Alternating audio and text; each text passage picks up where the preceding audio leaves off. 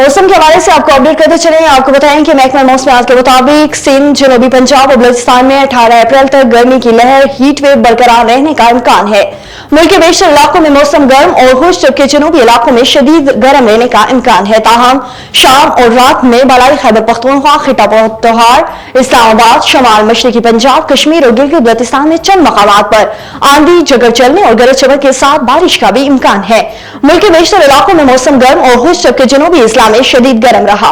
गुज़श्ता record किए गए ज्यादा से ज्यादा दर्जा हरारत में सिबी, शहीद बेनजीराबाद 47, पडियान, बादू, जैकबाबाद, लाड़काना 46, रहीम राहान, हैदराबाद, खैरपुर, मोहनजोदारो, मट्टी, रोहड़ी और टंडोचाम में 45 डिग्री सेंटीग्रेड रिकॉर्ड किया गया।